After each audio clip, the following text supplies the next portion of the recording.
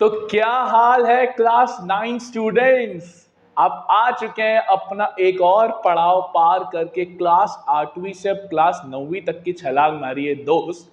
और इस पर्टिकुलर छलांग में अब आपकी जो स्टडीज होने वाली है वो थोड़ी सी हायर लेवल की होने वाली है, हायर चीजों की बात करेंगे। बट सर क्या टफनेस बढ़ने वाली है? नहीं यार, उल्टा इजी हो जाएगा, कॉन्सेप्चुअल लर्निंग बढ़ जाएगी। ये सब आपको देखने को मिलेगा क्लास 9th के अंदर। तो आज के इस पर्टिकुलर वीडियो के अंदर हम डिस्कस करने वाले हैं 2025-26 क्लास 9th का डिटेल्ड सिलेबस जो सीबीएसई ने इशू कर दिया है।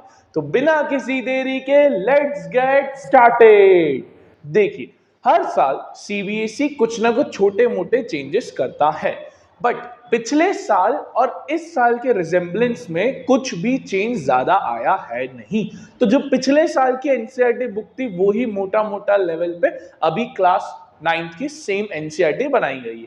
But it is very much important कि हम देख लें कि क्या क्या चैप्टर्स आ रहे हैं और क्या क्या चीजें आपको पढ़नी पड़ेगी। ये जो पर्टिकुलर पीडीएफ खोल रखी है, यही पर्टिकुलर पीडीएफ आपको डिस्क्रिप्शन बॉक्स में गूगल ड्राइव की लिंक होगी, वहां पर ये मिल जाएगी। तो वहां पर भी आप ये देख सकते हैं। आइए हम इसको स्क्रॉल करते हैं और समझते हैं। ये है क्लास 9 एंड क्लास 10 2025 और 2026 के लिए। तो देखिए, अगर हम थोड़ा नीचे जाते हैं, ये तो ऊपर ज्ञान गणित लिखना ही पड़ता है। अब ये आ रहा है हमारी कुछ मेन यूनिट्स। अब ये मेन यूनिट्स में थोड़ी सी चर्चा हो जाए यार। देखो क्या मेन यूनिट्स की बात हो रही है यार। यहाँ पर बात हो रही है पहले नंबर सिस्टम की, जिसके अंदर आपका एक बेसिक चैप्टर कवर होता है, डेट इज पहला चैप्टर। सबसे बढ़िया जो बात लगती है मुझे वो है ये 10 नंबर का है। कितने नंबर का? 10 नंबर का। Date is the main thing जो इसकी मानता हूं 10 नंबर का आपको ये दे रहा है। सेकंड आता है एलजेब्रा जो 20 नंबर का कवरेज रखता है। हाईएस्ट कवरिंग बोलते हैं हम इसको भी, क्योंकि इसके अंदर पॉलिनोमियल जैसा एक बहुत अच्छा चैप्टर आपको मिल जाता है। कोऑर्डिनेट ज्योमेट्री सबसे आसान चैप्टर अभी आपको मैं बताऊंगा। 4 नंबर का चैप्टर, सबसे बच्चों वाला चैप्टर ज्योमेट्री, जो क्लास 9 के बच्चों को थोड़ा हॉन्ट करती है। क्लास और इतना पढ़ना पड़ेगा, circles, lines and angle, quadrilateral. But to be honest ये ज्योमेट्री कनेक्टेड है तो बहुत इजी पड़ती है। इसके अंदर कुल टोटल 5 चैप्टर कवरिंग करते हैं, 27 नंबर इसके अंदर आ जाते हैं। फिर आता है menstruation, that is surface area and volume वाला चैप्टर, और इसके अंदर एक और एरिया ऑफ ट्राइंगल से हेरॉन्स रिलेटेड क्वेश्चन आ जाता है। तो वो 13 नंबर की कवरिंग रख रहा है। और साथ में लास्ट में आता है स्टैटिस्टिक्स, जो आपने 8th में पढ़ा था, बार ग्राफ, पॉलीगॉन, हिस्टोग्राम वगैरह वगैरह, 6 नंबर। इन सब का समीशन होता है 80 नंबर।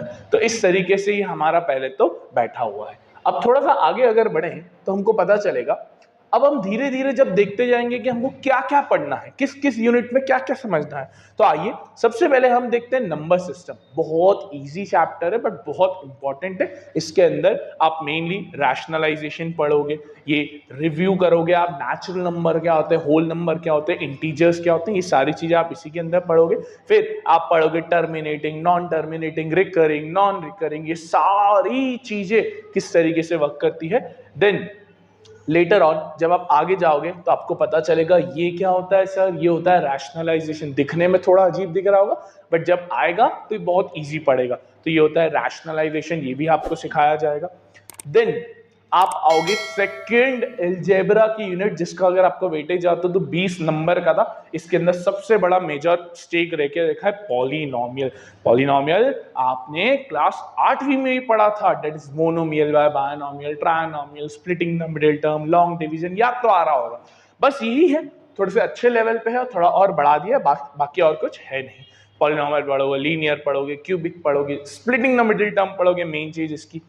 फिर आप पढ़ोगे रिमाइंडर थ्योरम क्या होती है, बहुत इजी होती है, सब चीजें आप देखोगे। फिर आइडेंटिटीज अगर आपको याद हो, a प्लस बी का whole square, a minus b का whole square, a plus b का होल क्यूब। 8th में 2-3 पढ़ते थे, यहाँ आपको अच्छी खासी आइडेंटिटीज पढ़नी पड़ेगी but on a easy level.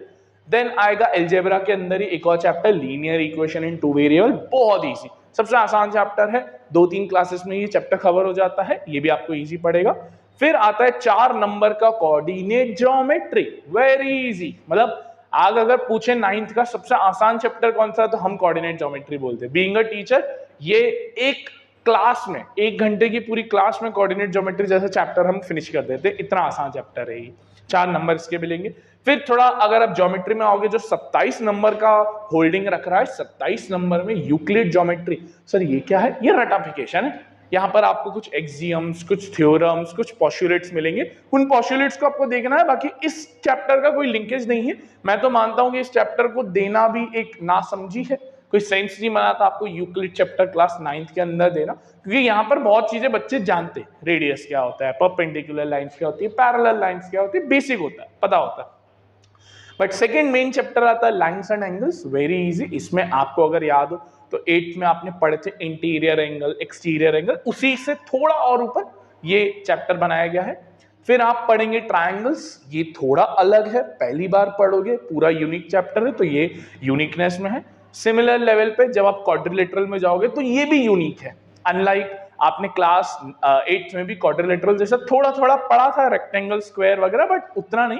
यहाँ पे थोड़ा अलग ही बात करी जाएगी ज्योमेट्री की। एंड इसमें फिर लास्ट आएगा एक सर्कल्स, अगेन ये भी एक अलग लेवल पे, 3 अलग चैप्टर ही हैं एकदम, that is triangles, quadrilateral, circles. ये आपने 8th में जो पढ़ा या प्रीवियस क्लासेस में जो पढ़ा उसका इस 9th क्लास से कोई भी रिजेम्बलेंस नहीं है, एकदम यूनिक तरीके से पढ़ोगे और मजा आएगा पढ़ने में। इसके बाद आप जब आओगे तो आप आओगे मेंस्ट्रुएशन के ऊपर, जो 13 नंबर की यूनिट थे। इसमें आएगा आपका area of triangle, Heron's formula हम प्यार से बोलते हैं, बहुत इजी, बच्चों का फेवरेट चैप्टर भी होता है। एंड देन आता है सरफेस एरिया एंड वॉल्यूम। पहले तो सरफेस एरिया एंड वॉल्यूम आपने 8th में पढ़ा, CSA, TSA, बट उसमें क्यूब, क्यूबॉइड, सिलेंडर सब आते थे। बट 9th में आपको सिर्फ और सिर्फ स्फीयर, हेमिस्फीयर और कोन की बात करनी है, दैट्स ऑल। तो ये इजी पड़ेगा थोड़ा सा। एंड लास्ट यूनिट आती है स्टैटिस्टिक्स, जिसमें आपने 8th में भी पढ़ा।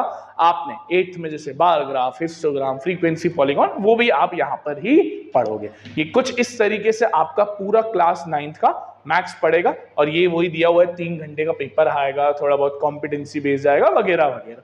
ये सब आपकी पूरे सिलेबस की बात होती है। तो आई होप आपको क्लास 9th के अंदर एक यूजफुल इंसाइट मिली होगी।